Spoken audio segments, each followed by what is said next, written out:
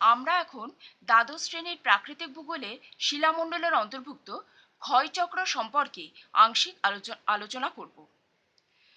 ভূপৃষ্ঠের কোনো স্থান ভূ আলোড়নের ফলে সমুদ্রের পৃষ্ঠের ওপরে উত্থিত হলে তার উপর বিভিন্ন ক্ষয়কারী শক্তি যেমন জলধারা, বায়ু, বৃষ্টিপাত, উত্তাপ প্রভৃতি ক্রিয়া করতে থাকে। এই ক্রিয়া বা কাজের ফলে ধীরে ধীরে ওই ভূমিরূপ প্রাথমিক অবস্থা থেকে মধ্যবর্তী অবস্থার মধ্যে দিয়ে দীর্ঘকাল পরে শেষ অবস্থায় এসে পৌঁছায়। ভূত্বকের এই রকম পর্যায়ক্রমিক পরিবর্তনকে ক্ষয়চক্র বলে। বিশিষ্ট আমেরিকার ভূতত্ত্ববিদ ডেভিসের মতে প্রত্যেক ভূমিরূপেরই এইরূপ একটি জীবন ইতিহাস আছে। তার মতে কোনো অঞ্চলের ভূমিরূপ সেই অঞ্চলের গঠন, ক্ষয়কার্যের প্রক্রিয়া ও সময় বা পর্যায় এর ওপর নির্ভর করে। গঠন বলতে শিলা গঠনকারী উপাদান, শিলার কাঠিন্য, প্রবেশ্যতা, নতি, ভাঁজ, চ্যুতি ইত্যাদিকে বোঝায়। অন্যদিকে প্রক্রিয়া বলতে নদী, বায়ু, হিমবাহ, সমুদ্র তরঙ্গ, আবহবিকার প্রভৃতি বিভিন্ন প্রাকৃতিক শক্তিকে বোঝায়। সবশেষে সময় বলতে ক্রিয়াশীল শক্তির কার্যকারিতার ব্যাপ্তি বা সময়কালকে বোঝায়। এর দ্বারা ভূমিরূপ কোন পর্যায়ে আছে তা বুঝতে পারা যায়।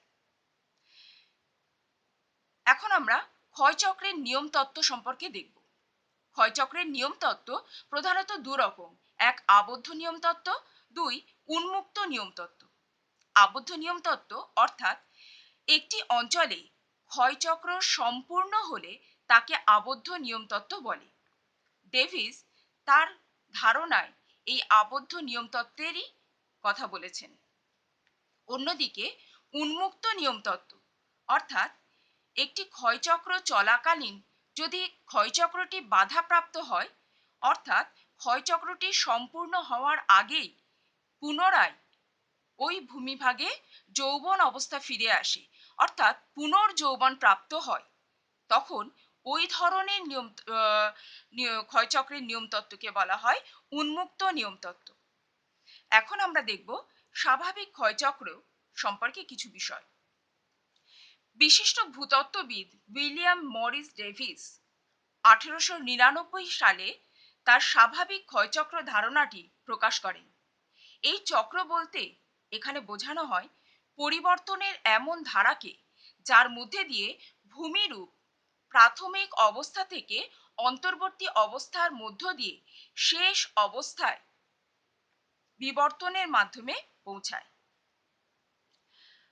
তার মতে যেহেতু বিভিন্ন ক্ষয়কারী প্রক্রিয়া ভূপৃষ্ঠের উপরিভাগেই কার্যকরী থাকে, তাই ভূমিরূপটিতে পর্যায়ক্রমিক পরিবর্তনের চিহ্ন সুস্পষ্ট থাকে, অর্থাৎ বিভিন্ন পর্যায়ের মধ্যে ভূমিরূপটি বিভিন্ন ধরনের ভূমিরূপ সৃষ্টি করে থাকে। ভূমিরূপটি প্রত্যেকটি অবস্থায় নিজস্ব বৈশিষ্ট্য প্রাপ্ত হয়ে থাকে। ভূমিভাগের এই রকম পর্যায়ক্রমিক পরিবর্তন আবার সময়, ব্যাপ্তি ও পরিবর্তনের ওপরেও নির্ভরশীল। তাহলে সময়ের ব্যাপ্তি এবং পরিবর্তন এর দ্বারা ভূমিরূপ বিভিন্ন পর্যায়ে বিভিন্ন ধরনের ভূমির বৈশিষ্ট্য প্রদান করে থাকে।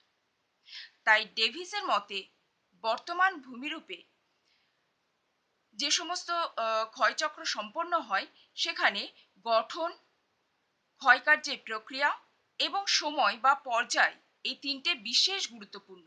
তাই তিনি এই তিনটের বিষয়ের ওপর নির্ভর করে তার ক্ষয়চক্রে বিভিন্ন রকম অবস্থা সম্পর্কে ব্যাখ্যা করেছেন। ডেভিস জলধারা বা নদীর কার্যকে সবচেয়ে বেশি গুরুত্ব দিয়েছেন। তার মতে পৃথিবীর অধিকাংশ জায়গায় ভূমিভাগে নদীর কাজ যেহেতু বিশেষভাবে প্রাধান্য লাভ করেছে, তাই তিনি এই নদীর ক্ষয়চক্রকে স্বাভাবিক ক্ষয়চক্র বলেছেন। একে তিনি আবার ভৌগোলিক ক্ষয়চক্রও বলেছেন। এখন আমরা দেখব ডেভিস বর্ণিত স্বাভাবিক ক্ষয়চক্র বা ভৌগোলিক ক্ষয়চক্র বর্ণনা করতে গিয়ে তিনি কতগুলো শর্তের কথা উল্লেখ করেছেন। এই শর্তগুলো কি কি? প্রথম, ভূমিভাগ যখন উত্থিত হচ্ছে, অর্থাৎ ভূ উত্থানকালে ক্ষয়কার্য বিশেষ হবে না। উত্থান খুব দ্রুত হারে হবে এবং উত্থানের শেষেই ক্ষয়কার্য কার্যকারী হবে। দ্বিতীয়ত, সমগ্র অঞ্চলটি পর্যায়ক্রমে কঠিন এবং কোমল শিলা দ্বারা গঠিত হবে। তৃতীয়ত, অঞ্চলটির জলবায়ু আর্দ্র হওয়া প্রয়োজন। এর ফলে বিভিন্ন প্রকার নদী গঠিত হবে এবং নদীর ক্ষয় প্রাধান্য লাভ করবে। চতুর্থত, ক্ষয়চক্র চলাকালীন জলবায়ুর কোনো পরিবর্তন ঘটবে না, ফলে নদী ক্ষয়ের প্রাধান্য বজায় থাকবে। এবং পঞ্চমত, সমুদ্র পৃষ্ঠই ক্ষয়চক্রের শেষ সীমানা।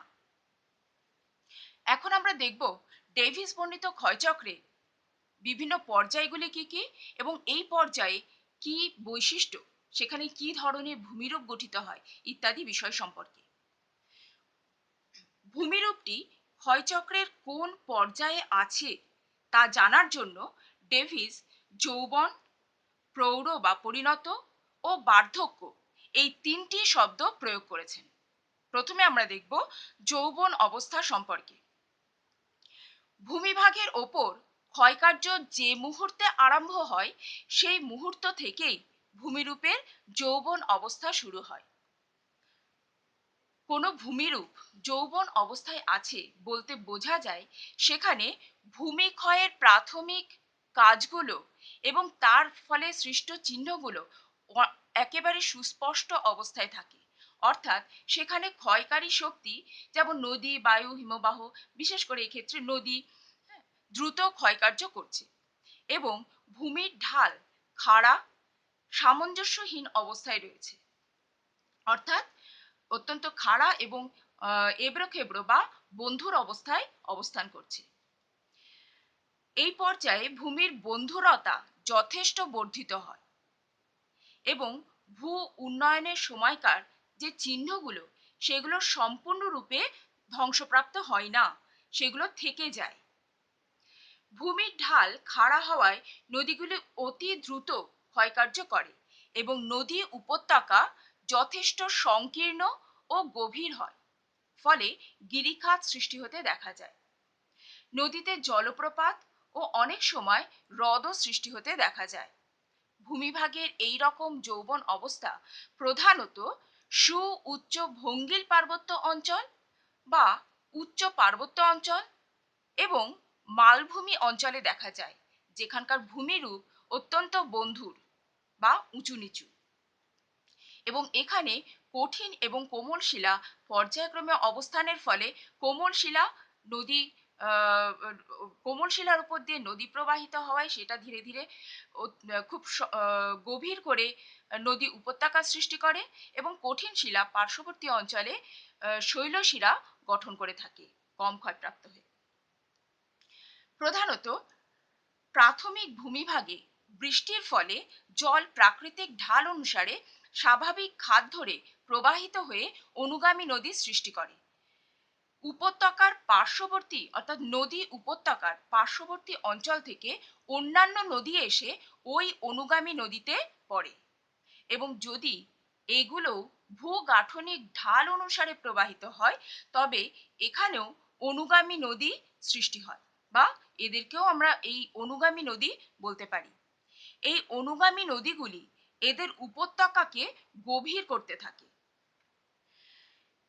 এবং এখানকার স্থানীয় উচ্চতার পার্থক্য সৃষ্টি হয়, কারণ কোমল শিলার উপর দিয়ে প্রবাহিত নদীগুলি গভীর উপত্যকা সৃষ্টি করে এবং অন্যদিকে শৈলশিরার উচ্চতা অনেক বেশি থাকায় সেখানে উচ্চতা অনেক বেশি থাকে। তাহলে এই নদী উপত্যকা এবং শৈলশিরার ওপরের অংশ, এই দুটির মধ্যে যে পার্থক্য, যাকে আমরা বলছি স্থানীয় উচ্চতা, এগুলো বিশেষভাবে পার্থক্যটা অনেক বেশি হয়ে থাকে। প্রধানত আম, আবহবিকার কাজ এখানে বিশেষভাবে কার্যকরী হয়, অর্থাৎ এখানে আবহবিকারের কার্যকারিতা অনেক বেশি মাত্রায় দেখা যায় এবং নদী ক্ষয়ের প্রাধান্য দেখা যায়। এখানে অসংখ্য ছোট ছোট উপনদী ও গালি মস্তকের দিকে ক্ষয় করতে থাকে এবং মস্তক ক্ষয়ের ফলে এটি ক্রমশ প্রসারিত হয় এবং উপত্যকা বিন্যাস গড়ে তুলতে থাকে। দুটি অনুগামী নদীর মধ্যবর্তী ভূমিভাগ প্রথমে প্রশস্ত ও চ্যাপ্টা শৈলশিরা হিসাবে অবস্থান করে, কিন্তু ক্রমশ উপনদীর ঢালে উপনদীর দ্বারা এগুলি সাধারণত ক্ষয়প্রাপ্ত হতে থাকে, যার ফলে উপনদীর মস্তকমুখী ক্ষয় বা পশ্চাৎ অপসারণের জন্য ধীরে ধীরে এই জলবিভাজিকাগুলো সংকুচিত ও ক্ষয়প্রাপ্ত হতে থাকে। অনেক সময় শক্তিশালী অনুগামী নদী দুটি, অনেক সময় দেখা যায় যে কোনো জলবিভাজিকার দুই দিক দিয়ে দুটি অনুগামী নদী প্রবাহিত হয়েছে। এক্ষেত্রে শক্তিশালী অনুগামী নদী দ্রুত মস্তকের দিকে ক্ষয় করার ফলে জলবিভাজিকার অন্যদিকে অবস্থিত দুর্বল পরবর্তী নদীর মধ্যে দিয়ে অপর পার্শ্বের যে দুর্বল অনুগামী নদী সেটিকে গ্রাস করে ফেলে, অর্থাৎ সেখানকার জলও তখন ওই পথের মধ্যে দিয়ে এসে শক্তিশালী অনুগামী নদীর মধ্যে দিয়ে প্রবাহিত হতে থাকে। একে নদী গ্রাস বলে। প্রধানত ডেভিস বলেন যে যৌবন প্রবাহে দৈর্ঘ্য বরাবর নদীর পার্শ্বচিত্র ক্ষুদ্র, এখানে বৃহৎ জলপ্রপাত দেখতে পাওয়া যায়, এখানে শৃঙ্খলিত স্পার ইত্যাদি দেখতে পাওয়া যায়, এবং এই সময় প্রধানত পার্শ্বচিত্র অপর্যায়িত অবস্থায় থাকে, অর্থাৎ নদীর ঢাল এই সময় অপর্যায়িত থাকে, অর্থাৎ সামঞ্জস্যপূর্ণ ঢাল এখানে দেখতে পাওয়া যায় না। তাহলে আমরা দেখছি যৌবন অবস্থায় কতগুলো বৈশিষ্ট্য আমরা দেখতে পাই। প্রথমত, বৃহৎ নদীর সংখ্যা কম, কিন্তু অসংখ্য ছোট ছোট উপনদীর সৃষ্টি হতে দেখা যায়। দ্বিতীয়ত, ভূ উত্থানের প্রাথমিক যে চিহ্নগুলো, অর্থাৎ ভূমির উচ্চতা, ভূমির বন্ধুরতা ইত্যাদি অনেক সুস্পষ্ট থাকে এবং ভূমির ঢাল খাড়া হয় এবং সামঞ্জস্যহীন অবস্থায় থাকে। তৃতীয়ত, নদীগুলো দ্রুত ক্ষয় করে এবং নিম্নক্ষয়ের প্রাধান্য বেশি পায়, যার ফলে উপত্যকাগুলি সংকীর্ণ এবং গভীর হয়ে যায়। এছাড়াও এখানে জলবিভাজিকাগুলি এবং জলবিভাজিকাগুলি অনেকটা প্রশস্ত থাকে, অর্থাৎ এখানে দেখা যায় দুটি নদীর মধ্যবর্তী যে জলবিভাজিকা সেটা প্রথম অবস্থায় প্রশস্ত এবং চওড়া শৈলশিরা হিসাবে অবস্থান করে থাকে। উপনদীগুলি যত মস্তকের দিকে ক্ষয় করতে থাকে বা পশ্চাৎ অপসরণ করতে থাকে, তত এই জলবিভাজিকা ক্রমশ সংকুচিত হতে আরম্ভ করে। অনেক সময় শক্তিশালী অনুগামী নদী অপরদিকে অবস্থিত দুর্বল পরবর্তী নদীর মধ্যে দিয়ে অন্যদিকে অবস্থিত অনুগামী নদীকেও অধিগ্রহণ করে থাকে বা গ্রাস করে থাকে। একে নদীগ্রাস বলা হয়ে থাকে। এই সময় জলপ্রপাত সৃষ্টি হতে দেখা যায়, কারণ পর্যায়ক্রমে কঠিন ও কোমল শিলা অবস্থান করার জন্য নরম শিলা অধিক ক্ষয়প্রাপ্ত হয় ও জলপ্রপাতের সৃষ্টি হয়। অন্যদিকে কঠিন এবং কোমল শিলার অবস্থানের জন্য ছোট ছোট জলপ্রপাতের মতো দেখতে, অর্থাৎ খরস্রোত সৃষ্টি হতে দেখা যায়। খরস্রোত বা কাসকেড এই সময় সৃষ্টি হয়ে থাকে। এছাড়াও দেখা যায় শৃঙ্খলিত স্পার, অর্থাৎ নদীগুলি ভূগাঠনিক ঢাল অনুসারে যখন শৈলশিরাকে এড়িয়ে এঁকে বেঁকে প্রবাহিত হয়, তখন সেখানে শৃঙ্খলিত স্পার বা শৈলশিরার বহিঃপ্রসূত অংশগুলি আবদ্ধ অবস্থায় দেখতে পাওয়া যায়। এছাড়াও আড়াআড়ি প্রস্থচ্ছেদে প্রধানত আমরা সংকীর্ণ ভি আকৃতির দেখে থাকি, অর্থাৎ নিম্নক্ষয়ের প্রাধান্যের জন্য উপত্যকার আড়াআড়ি প্রস্থচ্ছেদ সংকীর্ণ এবং ভি আকৃতির হয়ে থাকে। দৈর্ঘ্য বরাবর প্রস্থচ্ছেদ কেমন হয়? জলপ্রপাত, কাসকেড, খরস্রোত ইত্যাদি দৈর্ঘ্য বরাবর প্রস্থচ্ছেদে দেখতে পাওয়া যায়। ডেভিস প্রধানত এই ধরনের ঢালকে অপর্যায়িত ঢাল বলে আখ্যা দিয়েছেন বা অপর্যায়িত অবস্থা বলে আখ্যা দিয়েছেন। এরপর আমরা দেখব পৌর বা পরিণত অবস্থা। দ্বিতীয় পর্যায়ে পৌর বা পরিণত অবস্থা। যৌবন অবস্থা থেকে ভূমিরূপ ক্রমশ পরিণত অবস্থায় পৌঁছাতে থাকে এবং ক্ষয়কার্যের ফলে ভূ উন্নয়নের বা উত্থানের সময়কার যে সমস্ত চিহ্নগুলো, অর্থাৎ ভূমির উচ্চতা, বন্ধুরতা, এগুলো ধীরে ধীরে অবলুপ্ত হতে থাকে।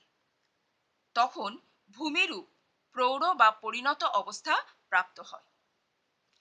যৌবন অবস্থায় ভূমির বন্ধুরতা যেমন বেড়ে যায়, পরিণত অবস্থায় কিন্তু অনুরূপভাবে এর উচ্চতা বা বন্ধুরতা ক্রমশ হ্রাস পেতে থাকে।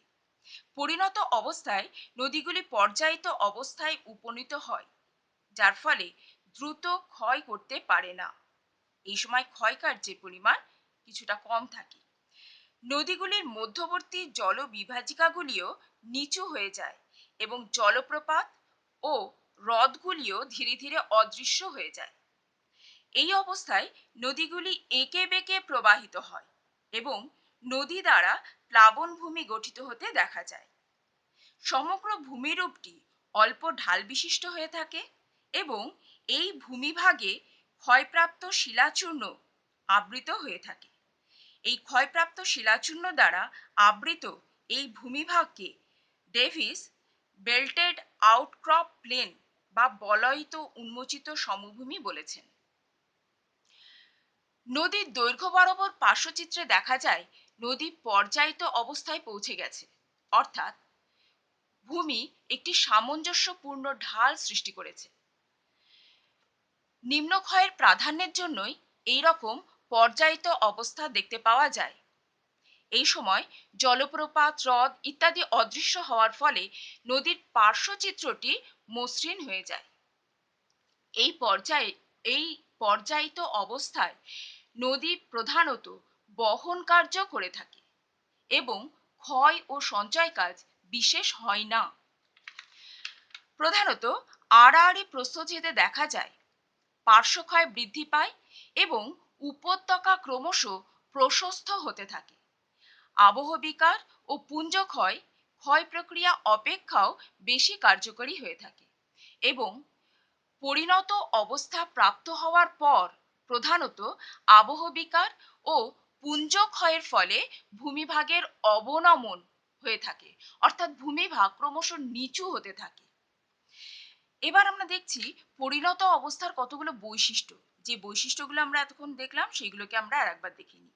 প্রথম, বৃহৎ নদীর সংখ্যা বৃদ্ধি পায়। অনেক বড় বড় উপনদী এসে প্রধান নদীর সঙ্গে মিলিত হয়। বিভিন্ন জলনির্গমন প্রণালীর মাধ্যমে সংযোগ সাধন হয়ে থাকে, অর্থাৎ এখানে বিভিন্ন জলনির্গমন প্রণালীগুলোতে দেখা যায়। দ্বিতীয়ত, ভূ উন্নয়নের সময়কার চিহ্নগুলো এখানে ধীরে ধীরে অবলুপ্ত হয়ে যায়, ভূমির বন্ধুরতা ধীরে ধীরে কমে যায়। তৃতীয়ত, নিম্নক্ষয় কমে আসে, পার্শ্বক্ষয় এখানে বেড়ে যায় বা বৃদ্ধি পেতে থাকে। বহন কাজ এখানে বিশেষভাবে প্রাধান্য লাভ করে থাকে। এছাড়াও জলবিভাজিকা ক্রমশ নিচু হতে থাকে এবং জলপ্রপাত ও হ্রদগুলি ধীরে ধীরে অদৃশ্য হয়ে যায়। এছাড়াও এই সময় নদী খুব ধীরে ধীরে প্রবাহিত হয় এবং বাধা এড়িয়ে আঁকাবাঁকা পথে প্রবাহিত হয়, কারণ ভূমির ঢাল অনেক কমে যায়। বাধাগুলোকে এড়িয়ে এই কারণে সে আঁকাবাঁকা পথে প্রবাহিত হতে থাকে। নদীর গভীরতা এই সময় কমে যায়, কারণ নদীর ভূমির ঢাল কমে যাওয়ায় নদীবাহিত দ্রব্যগুলো নদীর তলদেশে এসে সঞ্চিত হওয়ায় নদীর গভীরতা এই সময় কমে যায়। অতিরিক্ত জল তখন দুকুল ছাপিয়ে পার্শ্ববর্তী অঞ্চলকে প্লাবিত করে দেয়, ফলে বন্যা সৃষ্টি করে। আর এই বন্যার ফলে পলি সঞ্চিত হয় ওই পার্শ্ববর্তী অঞ্চলে, যার ফলে নদী পার্শ্ববর্তী অঞ্চলে এই সময় প্লাবন ভূমি দেখতে পাওয়া যায়। এই সময় বেল্টেড আউটক্রপ প্লেন একটি অত্যন্ত গুরুত্বপূর্ণ বিষয়। অল্প ঢাল বিশিষ্ট সমগ্র ভূমিভাগ ক্ষয়প্রাপ্ত শিলাচূর্ণের দ্বারা আবৃত হয়ে থাকে। এই বলয়িত শিলাচূর্ণময় সমভূমিকে ডেভিস বেল্টেড আউটক্রপ প্লেন বলেছেন বা বলয়িত উন্মোচিত সমভূমি বলেছেন। এই সময় আড়াআড়ি প্রস্থচ্ছেদ কেমন থাকে? পার্শ্বক্ষয়ের ফলে চওড়া এই সময় পার্শ্বক্ষয়ের ফলে এটি চওড়া হতে আরম্ভ করে। প্রধানত এখানে ভি আকৃতি উপত্যকা কিছুটা চওড়া হয়ে যায় এবং এর গভীরতা কিছুটা কম হতে থাকে। দৈর্ঘ্য বরাবর প্রস্থচ্ছেদ কেমন হয় এ সময়? জলপ্রপাত, হ্রদ ইত্যাদি এখানে দেখতে পাওয়া যায় না। দৈর্ঘ্য বরাবর প্রস্থচ্ছেদটি অনেক মসৃণ হয়ে যায়। একে নদীর পর্যায়িত অবস্থা বলে। অর্থাৎ নদীর পরিণত অবস্থায় নদী পর্যায়িত ঢাল গঠন করে থাকে, বা এই সময় নদী পর্যায়িত অবস্থায় চলে আসে। এরপর আমরা দেখব তৃতীয় অবস্থা বা বার্ধক্য অবস্থা। দীর্ঘকাল ধরে ক্ষয়কার্যের ফলে ভূমিভাগ ক্রমশ নিচু ও সমতল হতে থাকে এবং অবশেষে এটি বার্ধক্য অবস্থায় চলে আসে। এই সময় নদীগুলি ক্ষয়কার্য সম্পূর্ণরূপে বন্ধ হয়ে যায় এবং বহন কার্য বেশ কিছুটা পরিমাণে কমে যায়। প্লাবন সমভূমির ওপর দিয়ে নদীগুলো খুব ধীরে ধীরে প্রবাহিত হয়। ধীর গতিতে প্রবাহিত হয়ে এখানে নদীতে বাঁকের সৃষ্টি হয় বা করে থাকে। যেহেতু ভূমির ঢাল একেবারেই প্রায় কমে যায়, তার ফলে বাধাগুলোকে এড়িয়ে এই সময় নদী খুব আঁকা বাঁকা পথে প্রবাহিত হতে আরম্ভ করে, যার ফলে নদীতে অনেক বাঁক সৃষ্টি হতে দেখা যায়। এই সময় উপত্যকা প্রশস্ত হয়ে যায়, কারণ নদীর গভীরতা কমে যায় বলে জল দুপাশে কিছুটা ছড়িয়ে পড়ে, যার ফলে সেই সঙ্গে নদীর পার্শ্ববর্তী অংশে ক্ষয়কার্যের ফলে, অর্থাৎ ধস ইত্যাদি ক্ষয়কার্যের ফলে নদীর পাড় ভাঙতে থাকে, যার ফলে নদী উপত্যকা অনেকটা প্রশস্ত হয়ে যায়। প্রধানত ভূমিভাগের উচ্চতা এই সময় লোপ পায় বা কমে যায় এবং বন্যার সময় পলি সঞ্চিত হয়ে এখানে প্লাবন সমভূমি গঠিত হতে দেখা যায়। নদী বাঁক ক্রমশ ক্ষয়প্রাপ্ত হয়ে মূল নদী থেকে বিচ্ছিন্ন হয়ে অশ্বক্ষুরাকৃতি হ্রদ সৃষ্টি করে থাকে। এইভাবে ভূমিভাগ একটি প্রায় সমতল বা সমপ্রায় ভূমিতে পরিণত হয়। এই সমপ্রায় ভূমিকে বা পেনি প্লেন এই রকম অবস্থায় পরিণত হয় এবং এর মাঝে মাঝে কঠিন শিলা ছোট ছোট পাহাড় সৃষ্টি করে থাকে। এই পাহাড়গুলি ক্ষয়কার্যের অবশিষ্টাংশ রূপে অবস্থান করে থাকে। ব্রিটিশ দ্বীপপুঞ্জের নিউ হ্যাম্পশায়ার অঞ্চলে মাউন্ট মোনাডনক পাহাড়ের নাম অনুসারে এই ক্ষয়প্রাপ্ত অবশিষ্ট পাহাড়গুলিকে মোনাডনক বলা হয়ে থাকে। এবার আমরা দেখে নেব বার্ধক্য অবস্থার বিভিন্ন বৈশিষ্ট্যগুলো কি কি। প্রথমত, উপনদী প্রায় থাকে না, শাখা নদীর সৃষ্টি হতে এই সময় দেখা যায়। প্রধানত ভূপ্রকৃতি কেমন থাকে এই সময়? প্রায় সমভূমি, মাঝে মাঝে অবশিষ্ট পাহাড় বা মোনাডনক দেখতে পাওয়া যায়। এই সময় প্রধানত অবক্ষেপণ কাজ নদী করে থাকে। এই সঞ্চয় বা অবক্ষেপণ কাজই হলো এই সময় প্রধান নদীর কাজ, নদীর প্রধান কাজ। এই সময় জলবিভাজিকা অবলুপ্ত হয়ে যায়, অর্থাৎ জলবিভাজিকার একেবারে আয়তনে কমে যায়, কারণ ক্ষয়কার্যের ফলে এই কঠিন শিলা যেগুলো জলবিভাজিকা যেটা ক্ষয়প্রাপ্ত হয়ে ছোট ছোট পাহাড় বা মোনাডকের সৃষ্টি করে থাকে। এই সময় জলবিভাজিকা অবলুপ্ত হয়ে ছোট ছোট পাহাড় বা মোনাডক সৃষ্টি করে থাকে। নদী বাঁক বৃদ্ধি পেয়ে এই সময় অশ্বক্ষুরাকৃতি হ্রদ, প্লাবন ভূমি ইত্যাদি তৈরি করে থাকে। অর্থাৎ এই পর্যায়ে প্রধানত প্লাবনভূমি, অশ্বক্ষুরাকৃতি হ্রদ এগুলো সুস্পষ্টভাবে গঠিত হয়ে থাকে। প্রায় উচ্চতাহীন এক বিস্তীর্ণ সমতল ভূমি বা সমপ্রায় ভূমি, যাকে ডেভিস পেনিপ্লেন বলেছেন, সেটি এখানে গঠিত হতে দেখা যায়। যেটি একসময় নদী উপত্যকা ছিল, সেইগুলি আস্তে আস্তে তার পার্শ্ববর্তী অঞ্চল ইত্যাদি মিলিয়ে এই ধরনের ভূমিরূপ গঠন করেছে এবং সেই সঙ্গে জলবিভাজিকাগুলি ক্রমশ ক্ষয়প্রাপ্ত হয়ে এই অঞ্চলটা গঠিত হয়েছে। অন্যদিকে মোনাডনক দেখতে পাওয়া যায়, অর্থাৎ জলবিভাজিকা যেটা কঠিন শিলা দ্বারা গঠিত, সেগুলো ক্ষয়প্রাপ্ত হয়ে ক্রমশ নিচু হতে থাকে বা ছোট হয়ে যেতে থাকে। এইভাবে ক্ষয়প্রাপ্ত হয়ে সেগুলো যখন একেবারে ছোট আকৃতি পাহাড়ের আকৃতি ধারণ করে, তখন তাকে মোনার্নক বলা হয়। আর এই ধরনের মোনার্নক এখানে বিচ্ছিন্ন বা বিক্ষিপ্তভাবে অবস্থান করতে দেখা যায়। এই সময় আড়াআড়িভাবে গঠিত প্রস্থচ্ছেদ কেমন হয়? এই সময় অতিরিক্ত চওড়া নদী উপত্যকা দেখতে পাওয়া যায় এবং ভি আকৃতি এখানে সৃষ্টি হয় না। এখানে উপত্যকায় ভি আকৃতি দেখতে পাওয়া যায় না। দৈর্ঘ্য বরাবর প্রস্থচ্ছেদ কেমন হয় এই সময়? এখানে অত্যন্ত মসৃণ এবং একেবারে পর্যায়িত ঢাল দেখতে পাওয়া যায়। এখন আমরা প্রধানত ডেভিস বর্ণিত স্বাভাবিক ক্ষয়চক্রে এই যে বিশেষ বিষয়গুলো সম্পর্কে আমরা পড়লাম, এগুলি সকলের কাছে এটি যদিও একটা বিশেষ গুরুত্ব রয়েছে, কিন্তু সকলের কাছে এটি সম্পূর্ণরূপে গ্রহণযোগ্য হয়নি। যার ফলে এই তত্ত্বের কিছু সমালোচনাও রয়েছে। এই সমালোচনা সম্পর্কে আমরা দেখব। কোনো অঞ্চলের ভূমিরূপের সৃষ্টি ও বিনাশ সম্পর্কে ডেভিস বর্ণিত স্বাভাবিক ক্ষয়চক্রের ধারণাটি সারা পৃথিবীব্যাপী সমাদৃত হলেও সর্বজন গ্রাহ্য হয়নি।